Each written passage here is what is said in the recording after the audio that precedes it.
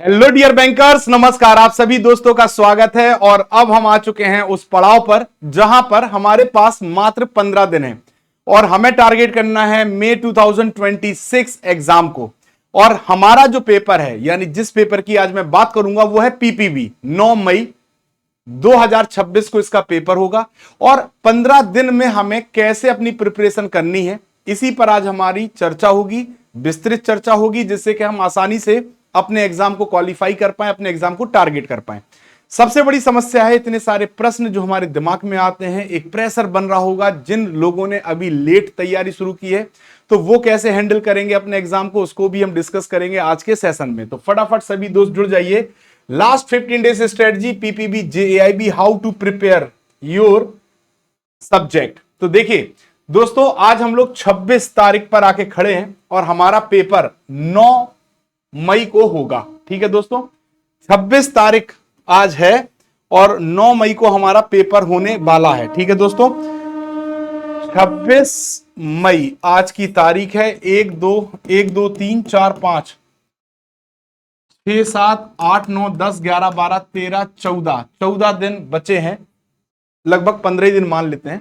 तो इन्हें हम कैसे तैयार करेंगे। और 9 मई को हमारा पेपर है, चूंकि पहला पेपर हमारा IEIFS है 3 मई को, दूसरा पेपर है 9 मई को हमारा पीपीबी, और तीसरा 10 मई को ही AFM है, और 17 मई को हमारा क्या है दोस्तों, RBWM। अब यहां पे ध्यान देने वाली बात, सबसे इंपॉर्टेंट जहां पे हमें ध्यान देना है कि कैसे हम अपने स्टडी को एक स्ट्रेटजिक तरीके से प्रिपेयर करें, जिससे कि इन एग्जाम्स की डेट्स के अनुसार और भी सब्जेक्ट्स को टारगेट करते हुए हम अपने एग्जाम को टारगेट कर पाए।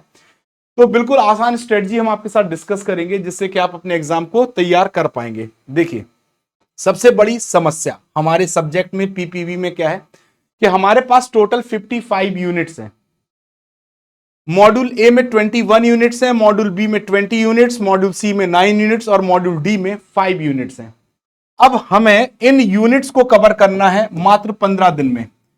तो मॉड्यूल ए और मॉड्यूल बी हमारा सबसे बड़ा वेटेज होता है। सी और डी को हम छोड़ नहीं सकते, क्योंकि ये हमारे स्कोर को आगे लेके जाता है। तो तैयारी करने के पहले अब हमारे पास कुछ प्रश्न होंगे। How to qualify PPB. मैं कहता हूं we will qualify PPB with 60 plus marks. हम क्या कहते हैं कि हम 60 प्लस मार्क्स के साथ क्वालिफाई कर सकते हैं exam. Which module we start first. So simple सी बात है, ए एंड बी हमारा इंपॉर्टेंट मॉड्यूल है, तो हम ए और बी को ही क्रम से स्टार्ट करेंगे। What is the sequence to be followed. Which type of questions in PPB examination, जिनका सामना हमें करना पड़ेगा। तो ये क्वेश्चंस है हमारे सामने जो हमारे अंदर द्वंद्व पैदा करेंगे, टेंशन पैदा करेंगे। तो इन्हीं सब पे आज की हमारी डिस्कशन होगी। सबसे पहला इंपॉर्टेंट पॉइंट जो है वो ये है कि हमें किस तरीके से अपने मॉड्यूल्स को कवर करना है। तो मैं कभी नहीं कहता कि आप एक्स्ट्रा दिमाग लगाइए, सीधे सीधे जो हमें मॉड्यूल ए दिया गया है, मॉड्यूल बी दिया गया, सी दिया गया, डी दिया गया। अब हमारे पास टाइम पीरियड कम है, तो मॉड्यूल ए को पहले आप खत्म करिए। सबसे पहले आप मॉड्यूल ए को टारगेट करिए, मॉड्यूल ए खत्म करिए। पूरा जनरल बैंकिंग के ऊपर बेस्ड है। जनरल बैंकिंग, जब हम बात करते हैं जनरल बैंकिंग की, तो जनरल बैंकिंग वो बैंकिंग है जो आप ऑफिस में परफॉर्म करते हैं। कहां पर? ऑफिस में जो परफॉर्म करते हैं। तो यहां पे आपको घबराना नहीं है कि 21 यूनिट हम कैसे करेंगे, बस आसानी से पढ़ते जाइए। जो आपको आता है उसको आप ऐड रखिए अपने साथ, और जो नई चीजें मिलती हैं उनको वन लाइनर नोट्स बनाते जाइए, जिससे एक बार पढ़ेंगे, एक बार लिखेंगे तो आपके दिमाग में परमानेंट मार्कर हो जाएगा। फिर आता है मॉड्यूल बी, जहां पर 20 यूनिट है, और यहां पे पूरा जो मॉड्यूल है वो लैंडिंग के ऊपर बेस्ड है। कहा गया है फंक्शन ऑफ बैंक्स। किसकी बात की गई है? फंक्शन ऑफ बैंक्स की बात की गई है। फंक्शन ऑफ बैंक्स में जो इंपॉर्टेंट फंक्शन बैंक का है वो है लैंडिंग, और लैंडिंग पे ही पूरी यूनिट है। तो यहां पर आपको अपडेट होने की आवश्यकता पड़ेगी, क्योंकि बहुत सारी चीजें चेंज भी हुई हैं। तो इनको आप पहले पढ़िए, है ना, हमारे नोट्स से पढ़िए, हमारे MCQs क्वेश्चन को पढ़िए, आप YouTube पे क्वेश्चन हैं उनको पढ़िए, आप सिलेक्टेड कंटेंट को पढ़िए। अभी मैं ये भी बताऊंगा कौन कौन से इंपॉर्टेंट टॉपिक्स कवर करने हैं। ठीक है, मॉड्यूल सी और मॉड्यूल डी, इसके बिना अगर आपने 60% मार्क्स को टारगेट किया है, या आपने 55% मार्क्स को टारगेट किया है, या आप इजीली 50 प्लस मार्क्स लाना चाहते हैं, तो आपको कहीं ना कहीं यह बात ध्यान रखनी होगी कि मॉड्यूल सी और डी के बिना इट इज नॉट पॉसिबल है ना, पॉसिबल ही नहीं है। तो पहले तो हमें यह समझ में आ गया कि हमें करना क्या क्या, किस किस चीज को टारगेट करना है। ठीक, तो आपका sequence module A B C D ऐसे ही होना चाहिए। अब हम बात करेंगे दोस्तों कैसे अपनी चीजों को तैयार करेंगे। देखिए, most of the question asked from module A and B, और लगभग 65% पेपर आपका मॉड्यूल ए बी से कवर हो जाता है। स्टेटमेंट बेस्ड क्वेश्चंस आपसे पूछे जाएंगे, तो सबसे इंपॉर्टेंट है यहां पे आपको कूल एंड काम। ठीक, कूल एंड काम होके अपनी क्वेश्चंस को रीड करना है, क्वेश्चंस को रीड करना है और क्वेश्चंस को रीड करके ही आंसर देना है। ठीक है दोस्तों, all question based on concept, concept के ऊपर बेस्ड होंगे आपके क्वेश्चन, यानी concept is power, concept he power है और कंसेप्ट से ही आप जीत पाएंगे। ठीक, अब आपके एग्जाम में जो क्वेश्चंस आते हैं वो 1 मार्क्स के, 2 मार्क्स के, अगर 0.5 मार्क्स के आए तो 0.5 मार्क्स के भी आ सकते हैं। ये हर बार कुछ ना कुछ चेंज कर देते हैं, तो उसमें दिक्कत की कोई बात नहीं है। पेपर पार्टिसिपेट करते समय आपको सबसे पहले तो कंसेप्ट बेस्ड क्वेश्चंस का सामना करना पड़ेगा। कंसेप्ट बेस्ड क्वेश्चंस में आपके लिए नॉर्मल एमसीक्यूज क्वेश्चन भी होंगे, जिन्हें हम स्टेटमेंट बेस्ड क्वेश्चन हम कहेंगे। दूसरा, वो केस स्टडी बेस्ड क्वेश्चन भी आपसे पूछेंगे, केस स्टडी बेस्ड क्वेश्चन भी यहां पे पूछेंगे। तो अगर आपने अपने कंसेप्ट्स को अच्छी तरह से पढ़ा है, ठीक है, कंसेप्ट्स को अगर अच्छी तरह से क्लियर किया है, तो इन दोनों ही प्रकार के क्वेश्चंस में आपको समस्या नहीं आएगी। पेपर का स्टैंडर्ड कब बढ़ जाता है? जब वहां पे न्यूमेरिकल क्वेश्चंस को ज्यादा रख दिया जाता है, न्यूमेरिकल। अब आप न्यूमेरिकल को कैसे हैंडल करोगे? तो बिल्कुल नहीं घबराना है।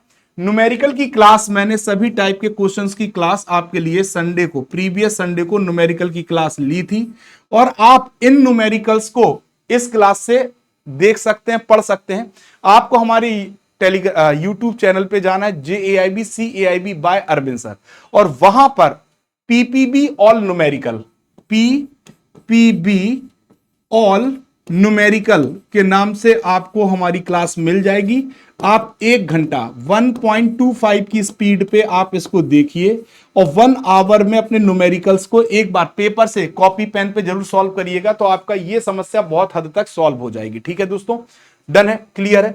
तो अब देखिए, यहां पे अगर हम बात करें तो हमारे पेपर को आसान हम कैसे कर सकते हैं, जब हम सिलेक्टेड कंटेंट को ही पढ़ें, क्योंकि अब हमारे पास 15 दिन है, और अगर हम बहुत बड़े सिलेबस को कवर करेंगे या हर एक यूनिट को पूरी तरह से पढ़ेंगे तो हम कवर नहीं कर पाएंगे। हमारा मुख्य उद्देश्य या ध्येय इस समय यह होना चाहिए कि हम अपने PPB एग्जाम को क्या कर लें, क्वालिफाई। क्या कर लें दोस्तों? क्वालिफाई कर लें, बस। ठीक है, क्वालिफाई करना इंपॉर्टेंट है। तो इसके लिए हम अपने सिलेबस को मॉड्यूल वाइज टारगेट करेंगे, स्कोर को मॉड्यूल वाइज। अब देखो, अगर हमें मॉड्यूल ए दिया गया है, क्या दिया गया है? Module A.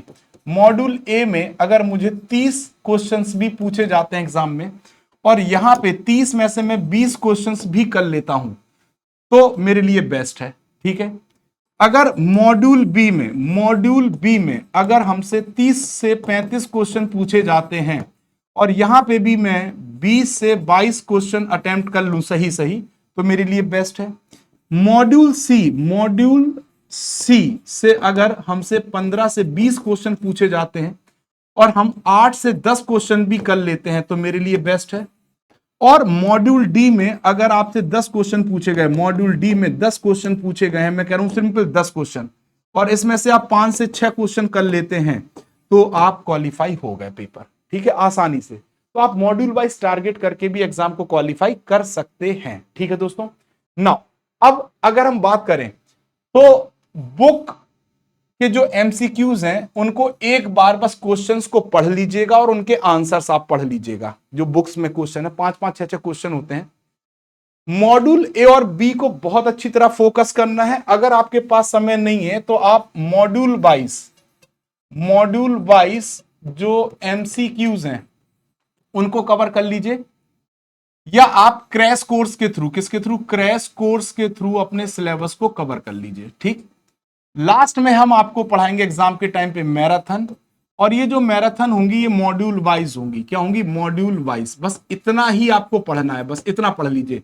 जो एमसीक्यू बैच में मैंने एमसीक्यूज कराए हैं, उन एमसीक्यू को कर लीजिए, क्रैश कोर्स आप कर लीजिए, और मैराथन मॉड्यूल वाइज आप कर लीजिए, है ना। अगर ये एमसीक्यूज आप अगर पेड में है तो पेड वाले एमसीक्यूज कर लीजिए, अदरवाइज वाईटी पे यूट्यूब पे भी मैंने मॉड्यूल वाइज एमसीक्यूज कराए हैं, उनको अच्छी तरह से पढ़ लीजिए। ठीक है दोस्तों, ये शॉर्ट मतलब बिल्कुल शॉर्ट कंटेंट है जो आपको पढ़ना है। अगर आप अपने कंसेप्ट्स को कवर करना चाहते हैं तो मॉड्यूल ए में आपके लिए ये इंपॉर्टेंट टॉपिक्स हैं। ठीक है, यूनिट वाइज ये इंपॉर्टेंट टॉपिक्स हैं, इनको कवर करना है। बैंक कस्टमर रिलेशनशिप की अगर हम बात करें, किसकी बात करें, बैंक कस्टमर रिलेशनशिप। चलिए, बैंक कस्टमर रिलेशनशिप पढ़ लीजिएगा, बहुत इंपॉर्टेंट है, very important. Bank customer relationship very important है, 2 से 3 क्वेश्चन यहां से मिलते हैं। फिर anti money laundering KYC guidelines में बस आप prevention of money laundering act पढ़ लीजिए, रिपोर्टिंग ऑब्लिगेशंस पढ़ लीजिए और एएमएल फ्रेमवर्क पढ़ लीजिए। सिर्फ 3 टॉपिक अच्छी तरह से पढ़ लीजिए। ऑपरेशनल एस्पेक्ट्स ऑफ केवाईसी में केवाईसी को डिटेल से पढ़ लीजिए। ओपनिंग ऑफ अकाउंट में आपको इंडिविजुअल अकाउंट सब पता ही होगा, ज्वाइंट अकाउंट आपको पता ही होगा, illiterate account, blind person account, minor account, partnership account, ये आपको पढ़ना है। और एचयूएफ को मत भूलिएगा, एचयूएफ से भी एक क्वेश्चन 100% आता है। ठीक है, operational aspects of deposit account में आपको ज्वाइंट अकाउंट के लिए जो जो कंडीशंस होती हैं और अटैचमेंट ऑर्डर्स आपको पढ़ने हैं बस। Operational aspects of handling cash, CTS को ध्यान से देख लीजिएगा। बैंकर कस्टमर स्पेशल रिलेशनशिप में mandate, power of attorney, lean and appropriation को आप पढ़ लीजिएगा। फॉरेक्स रेमिटेंस में एलआरएस स्कीम इंपॉर्टेंट है और साथ ही साथ आपके लिए एनआरई, एनआरओ, एफसीएनआर और एसएनआरआर, ये 4 अकाउंट 10 से 15 मिनट लगेगा, कवर कर लीजिएगा, क्वेश्चन आएगा। ठीक है दोस्तों, अब इसके बाद आप देखिए फॉरेन करेंसी डिनोमिनेशन अकाउंट, जिसमें हमें पढ़ना है EEFC account, diamond dollar account, RFC account और आरएफसी-डी अकाउंट। कोई बहुत बड़ा सिलेबस नहीं है, है ना, तो इसको भी हम कवर करेंगे। फिर आता है payment and collection of cheque, तो negotiable instrument act, paying and collecting bank की ड्यूटीज क्या है, इंडोर्समेंट क्या है, और डिसऑनर को बहुत ध्यान से पढ़िएगा, डिसऑनर एग्जाम में पूछा जाता है। एंसिलरी सर्विसेज में डिमांड ड्राफ्ट और लॉकर फैसिलिटीज को देख लीजिएगा। आरटीजीएस एनईएफटी से भी क्वेश्चन आता है, आरटीजीएस और एनईएफटी से भी क्वेश्चन आता है, तो सिलेक्टेड क्वेश्चन से पढ़ेंगे। Duty and right of the bankers and customer, termination of BCSBI, तो आपको कुल मिला के बीसीएसबीआई पढ़ना है। इनके जो 2 गाइडलाइंस हैं, एक कस्टमर के लिए और एक एमएसएमई के लिए, इनको आप कवर कर लीजिएगा। अंबुड्समैन स्कीम, आरबीआई इंटीग्रेटेड अंबुड्समैन स्कीम। ठीक है दोस्तों, और अगर पहली यूनिट में आप एक चीज और यहां पे भूल रहे हो तो डेफ फंड जरूर पढ़ लीजिएगा, डेफ फंड, डेफ से भी क्वेश्चन आता है। ठीक है दोस्तों, डन है। इसके बाद अगर आप देखेंगे तो consumer protection act, product liability, councils और कमीशंस, यहां पे कमीशन से क्वेश्चन पिछली बार एग्जाम में आया था। राइट टू इंफॉर्मेशन एक्ट में पीआईओ और आप अपील, जो आप अपील्स कर सकते हैं, और पब्लिक अथॉरिटीज, बस यही इंपॉर्टेंट टॉपिक्स हैं जो मॉड्यूल कवर कर देंगे। ठीक है दोस्तों, इसके बाद मॉड्यूल बी बहुत इंपॉर्टेंट है, टाइप ऑफ बोरोवर्स और उनको कौन कौन सी क्रेडिट फैसिलिटी दी जाती है, fund based, non fund based, तो सिर्फ डेफिनेशन पढ़नी है। अप्रेजल असेसमेंट फैसिलिटीज में आपके न्यूमेरिकल पूछे जाते हैं, क्या पूछे जाते हैं, न्यूमेरिकल। तो न्यूमेरिकल के लिए मैंने आपको बता दिया है, आपको सभी प्रकार के न्यूमेरिकल मैंने करा दिए हैं। ठीक, तो उन न्यूमेरिकल्स को देख लीजिएगा, मैराथन में भी कराऊंगा न्यूमेरिकल, घबराइएगा नहीं। Operational aspects of loan account, common loan products आप पढ़ लीजिएगा, जिसमें एजुकेशन लोन बहुत इंपॉर्टेंट है। एजुकेशन लोन से क्वेश्चन आता है, एजुकेशन लोन आपको पढ़ना है, और व्हीकल लोन या ऑटो लोन हम कहते हैं, ऑटो लोन पढ़ लीजिएगा, क्या पढ़ लीजिएगा, ऑटो लोन। ठीक है, टाइप ऑफ कोलेटरल्स में आपको इमूवेबल प्रॉपर्टी, एलटीवी रेशियो, ये सब पूछा जाता है, तो उसको ध्यान से देखेंगे। Different mode of charging securities, तो ये छोटा सा चैप्टर है, कंप्लीट चैप्टर पढ़िएगा जो भी चार्जिंग सिक्योरिटीज होता है। एनपीए, यहां से न्यूमेरिकल में, पहले तो ये समझिए न्यूमेरिकल में क्या पूछता है, न्यूमेरिकल में आपको प्रोविजन पूछेगा, क्या पूछेगा, प्रोविजन कैलकुलेट करना, या पीसीआर प्रोविजन कवरेज रेशियो आपको सॉल्व करने को कहेगा। दोनों मैंने पढ़ा है न्यूमेरिकल के पार्ट पे। और एसेट्स क्लासिफिकेशन आपको ध्यान से देखना है, ठीक है दोस्तों। प्रोविजनिंग को ध्यान से देख लीजिएगा। Important law related to recovery, recovery से रिलेटेड आपके 4 लॉ हैं। सबसे पहले आप डीआरटी देख लीजिएगा, अमाउंट, डीआरटी का अमाउंट देख लीजिएगा। लोक अदालत देख लीजिएगा, लोक अदालत। और सरफेसी एक्ट, सरफेसी एक्ट, ठीक, सरफेसी एक्ट। और आईबीसी, आईबीसी 2016। चाहे आप एमसीक्यू से ही देख लीजिएगा, बट इन चारों टॉपिक्स को देख लीजिएगा, ठीक है दोस्तों। और टाइप ऑफ गारंटीज आपसे पूछी जाएंगी, ठीक है। फिर contract of indemnity, letter of credit, bill finance और प्रॉपर्टी सेक्टर लेंडिंग, यहां पे टारगेट्स हैं, सब इंपॉर्टेंट है। क्लासिफिकेशन ऑफ बिल, कौन कौन से बिल होते हैं बिल फाइनेंस में, क्लीन बिल होता है, इनलैंड बिल होता है, फॉरेन बिल होता है, डॉक्यूमेंट्री बिल होता है, ये पढ़ेंगे यहां पे बिल फाइनेंस में। लेटर ऑफ क्रेडिट में आपको red clause letter of credit और green clause letter of credit पढ़ना है, क्लॉज लेटर ऑफ क्रेडिट पढ़ना है। कॉन्ट्रैक्ट ऑफ इंडेमनिटी सिंपल है। प्रॉपर्टी सेक्टर लेंडिंग 2025 के अकॉर्डिंग आपको पढ़नी है, जो अपडेटेड है, ठीक है। तो ये आपको मिल जाएगी, मैं यूट्यूब पे ही डाल दूंगा अपडेटेड। जो प्रॉपर्टी सेक्टर लेंडिंग है इसको रिकॉर्ड करके कल ही आपको मिल जाएगा, ठीक है। एग्रीकल्चर फाइनेंस, केसीसी, प्रधानमंत्री फसल बीमा योजना, very important, very important, very important, ठीक है दोस्तों। एमएसएमई इन इंडिया क्लासिफिकेशन, जो 2025 का क्लासिफिकेशन है, इसको पढ़ लीजिएगा। ट्रेड्स पढ़ लीजिएगा। और प्रधानमंत्री prime minister employment generation programme पढ़िएगा आप, ठीक है दोस्तों। Prime minister employment generation programme, government schemes आप कवर करेंगे जो भी लेटेस्ट खबर में है। और एक CGTMSE, ये आपका माइक्रो स्मॉल एंटरप्राइजेस से ही है, CGTMSE भी पढ़ लीजिएगा।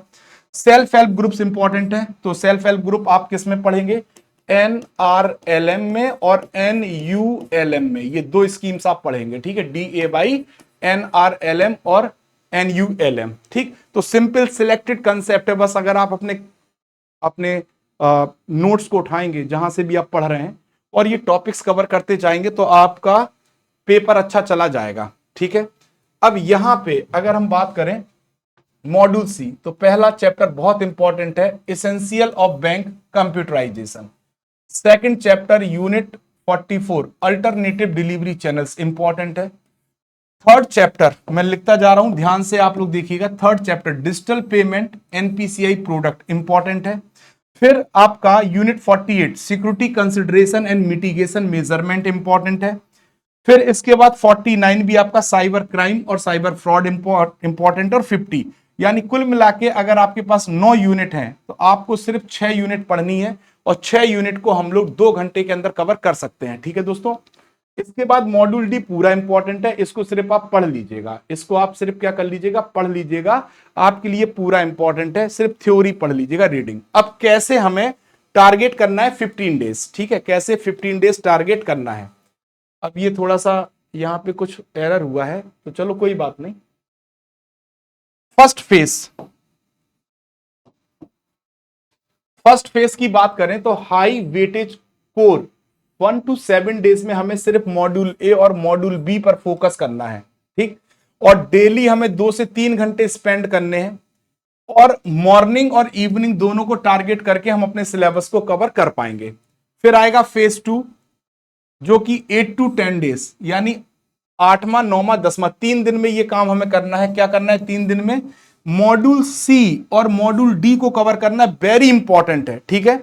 और अगर सी डी को पढ़ने का टाइम नहीं मिल पाया आपको तो आप तब भी हारेंगे नहीं, आप एमसीक्यूज लगाएंगे यूनिट वाइज मॉड्यूल सी और डी के, यूनिट वाइज एमसीक्यूज लगाएंगे विद एक्सप्लेनेशन। मॉड्यूल सी और डी के आपके काम भर का क्वेश्चन वहां से हो जाएगा, ठीक है दोस्तों। 15 से 20 क्वेश्चन डेली प्रैक्टिस करेंगे मॉड्यूल सी और डी के। अब आता है लास्ट फेज 11 से 15 डेज, ये सिर्फ प्रैक्टिस के लिए होगा। और डे 11 से लेकर 13 तक module wise test to find weak point. जब आप मॉड्यूल वाइज टेस्ट दोगे तो आप अपने वीक पॉइंट्स को फाइंड कर पाओगे और फिर फुल लेंथ मॉक भी आप लगाते जाइए 2 आवर टाइमर के साथ, जिससे कि आप आसानी से अपने उन पार्ट्स को देख पाए जहां पे आप कमजोर हैं। 14-15 डेज पर फॉर्म फाइनल रिवीजन ओनली। सिर्फ जो चीजें आपने मिस की, जो आपने पढ़ा, 2 दिन में सिर्फ रिवीजन होगा। ठीक है दोस्तों, सबसे अच्छी बात आपके लिए यह है कि आपकी जो मार्किंग है, अभी भी आपको नेगेटिव मार्किंग इंट्रोड्यूस नहीं की गई है, तो आप मैक्सिमम क्वेश्चंस को अटेम्प्ट करिएगा, घबराइएगा मत। क्वेश्चन को अटेम्प्ट करते समय लॉन्ग स्टेटमेंट क्वेश्चंस होंगे, उनको कूल होकर पढ़िएगा, इरिटेट मत होइएगा, आसानी से आप उनको पढ़ के और फिर टिक लगाइएगा। You must win the match. आप हमेशा और जरूर 100% मैच जीतेंगे, बशर्ते जितना मैंने ये आज अभी 10 मिनट में आपको बताया है, इनको अच्छी तरह से फॉलो करिएगा। ठीक है दोस्तों, तो ये थी एक स्ट्रेटजी जो मैंने आपको एक एस्पायरेंट के तौर पर ही इसको तैयार किया है, एज अ कैंडिडेट बन के ही तैयार किया है कि अगर मुझे तैयारी करनी है तो मैं कहां कहां क्या क्या किन किन चीजों पे ध्यान दूंगा। इन्हीं चीजों को लाइन अप कर लीजिए, और इसके बाद भी अगर आपके पास कोई डाउट है तो आप मेरे टेलीग्राम पे मुझे लिखिए, मैं आपके साथ हूं 24/7। आपके जो भी डाउट्स होंगे प्रिपरेशन से रिलेटेड, कंसेप्ट से रिलेटेड, न्यूमेरिकल से रिलेटेड, हम आपकी सेवा में उपलब्ध हैं। ठीक है दोस्तों, सो ये था सेशन। अगर आप हमारे साथ जुड़ के टारगेट करना चाहते हैं प्रिपरेशन को, तो आपके लिए सबसे लेटेस्ट फास्ट ट्रैक बैच है मई 2026 के लिए विद टेस्ट सीरीज, और आप इसे लिस्ट प्राइस में ज्वाइन करके हमारे साथ जुड़ सकते हैं। अगर आप एमसीक्यूज के साथ साथ फास्ट ट्रैक यानी क्रैश कोर्स और एमसीक्यूज दोनों की क्लासेस को कवर करना चाहते हैं, तो आपको रीलोडेड जेएआईबी बैच अवेलेबल है, जिसमें crash course plus MCQs unit wise available रहेंगे। आप इस बैच को लीस्ट प्राइस में सब्सक्राइब करके भी तैयारी कर सकते हैं। ठीक है दोस्तों, तो आज के लिए बस इतना ही। आई होप आपको सिर्फ अब तैयारी पे ही फोकस करना चाहिए, और बड़ा सिलेबस है, अभी भी 15 दिन है, और 15 दिन में हम अपने एग्जाम को 60+ मार्क्स के साथ क्वालिफाई कर सकते हैं, और करना ही है, बशर्ते जरूरत है तो आपकी इंटेंशन की, जरूरत है तो आपकी रेगुलरिटी की, और जरूरत है तो आपके अंदर जो मतलब एक नहीं मेहनत करने का जज्बा होता है, उस जज्बे की। कहते हैं ना, मेहनत करने वाले की कभी हार नहीं होती, और कागज की नाव नदी कभी पार नहीं होती। तो मेहनत करने वाला कभी नहीं हारता दोस्तों, मेहनत करिए। कहते हैं ना कि जीत और हार का मजा तो तब है जब हमने युद्ध को पूरी ताकत से लड़ा हो, फिर देखेंगे जीत होती है हार। और मैं कहूंगा हमेशा जीत ही होती है, क्योंकि मेहनत करने वाले की कभी हार नहीं होती। Thank you very much friends.